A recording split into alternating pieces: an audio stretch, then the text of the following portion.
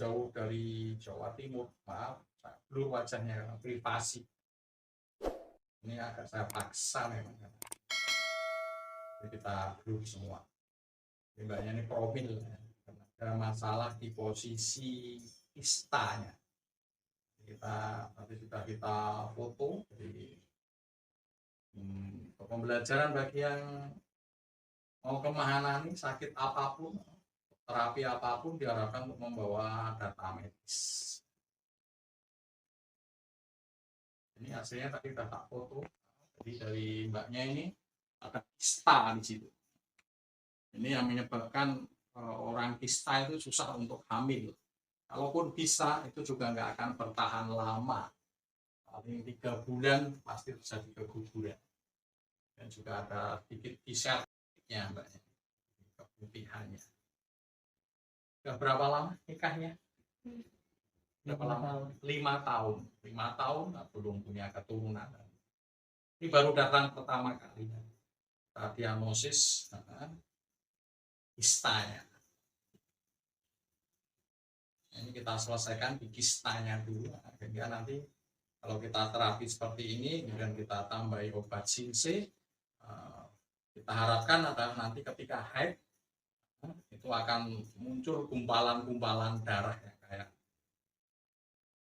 saren kalau orang Jawa, ya, darah yang gumpal-gumpal itu, yang belapak-belapak itu pertanda kalau posisinya di posisi kista itu sudah mulai bisa keluar. Sangat penting di kista itu untuk kehamilan. Promilnya itu sangat penting karena di kista itu adalah yang nempel di dinding rahim. Ketika terjadi pembuahan, misalkan terjadi pembuahan, maka janin ini akan memegang dinding-dinding rahim, jadi kayak membuat sebuah jaringan untuk menempel di dinding rahim. Tapi karena dinding rahim itu ada kistanya, ada lapisannya, maka yang dipegang bukan dindingnya, tapi lapisan itu. Sehingga ketika janin itu bertambah usia, otomatis massa beratnya bertambah. Karena massa bertambah, yang dipegang itu hanya lemah, hanya lapisan saja, maka otomatis akan lepas. Biasanya di 3 bulan itu akan terjadi keguguran. Karena yang dipegang bukan dinding rahim, dan janin itu nggak berkembang dengan baik karena tidak mendapat suplai makanan dari dinding rahim yang seharusnya. Pembelajaran bagi yang promil, yang belum punya keturunan, jadi kalau di sini akan dilihat punya kista miom tidak, keputihan atau tidak, seperti itu. Sehingga nanti laki-lakinya juga nih, masnya harus ke sini karena azoospermia atau tidak. Kita cek semuanya, termasuk di ovariumnya. Ini ada masalah dengan telurnya apa enggak, mbaknya. Kalau di sini tidak semata-mata datang langsung ditangani promilnya langsung enggak. Kita akan cari dulu masalahnya, karena kalau tidak bisa hamil itu pasti ada masalah. Nah, masalah itu yang kita cari di Mahanani seperti itu. Ketika masalah nanti terselesaikan, ya insya Allah usaha itu nggak akan jauh-jauh dari keberhasilan, karena usahanya nggak ngawur gitu. Diikuti dengan ilmu yang ada.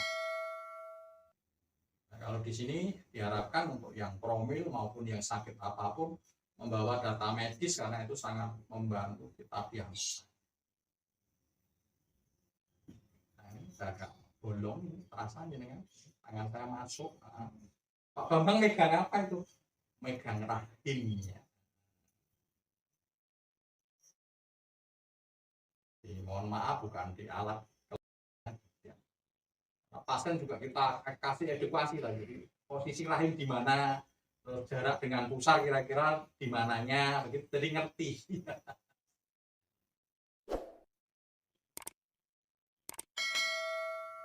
Saya tutup gini kan privasi, tapi saya bisa mengira-ngira jari saya di posisi mana, yang terapi di mana, dan saya ngobrol kayak gini, pasien terasa diterapi, terasa enggak? Terasa.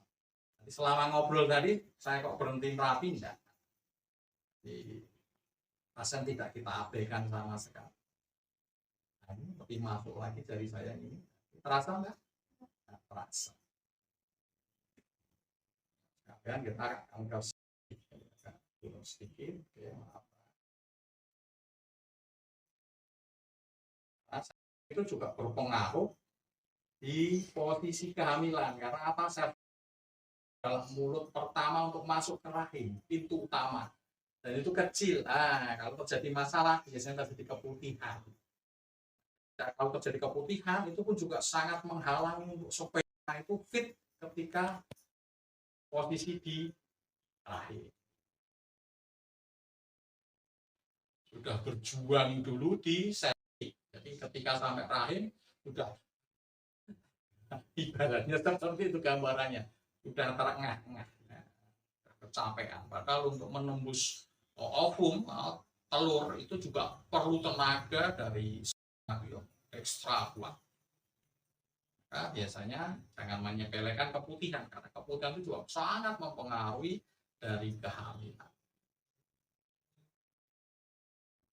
Jadi tidak melulu perempuan aja, enggak. Kalau di sini laki juga kita. Ya, tidak heran promil di mana ini sangat cepat karena memang ya kita nggak ngawur. Kita diagnosa semua, sehingga kita akan menemukan sebuah masalah. Kalau masalah ketemu ya itu diselesaikan. Kalau selesai masalahnya ya sudah. Tinggal Allah, tinggal Tuhan yang Maha Esa beri rezekinya kapan. Nah, manjada wajada. Ya, usaha tidak mengkhianati hasil.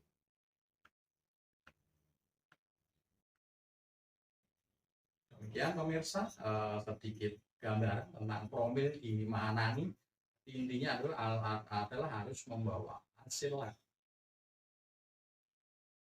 Kalau yang belum punya lab, yang punya lab, tapi dadanya punya USG, foto USG. Nah, di situ nanti akan terlihat seperti mbaknya ini tadi, ternyata posisinya adalah kista.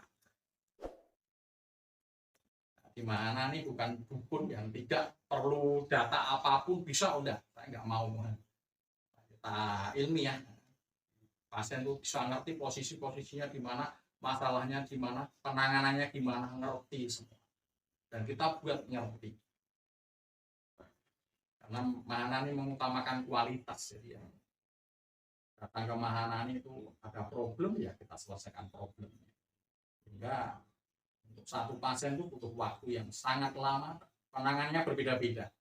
Tidak disentuh di satu tempat sakit apapun di satu tempat itu yang disebut. Di sini tidak ada rasa sakit. Kita tanya pasien, masih terasa di terapi, Mbak? Masih. Mbak ngomong, itu kan dengar kalau wajah jenengan diblur, Mas. Masih terasa? Masih. Terasa sakit? Enggak. Enggak. Nah, ini bukti kalau di mana ini semua pakai ukuran. Kalau kesakitan tidak boleh. Sakit apapun tidak boleh sakit ketika di terapi. Jadi di sini tidak teriak-teriak, tidak.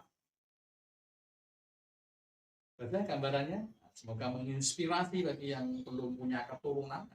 Tetap semangat, karena harus diperjuangkan keturunan itu, karena harus diperjuangkan.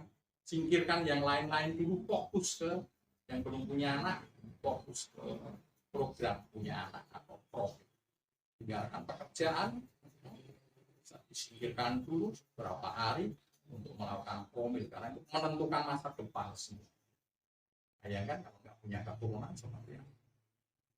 Demikian minta doanya mbaknya ini, karena mau sedekah jauh-jauh dari Jawa Timur, tapi mau sedekah di syuting seperti itu dengan wajahnya kita blur, tangan privasi, semoga dapat keajaiban, cepat mendapatkan momongan yang tidak-tidak.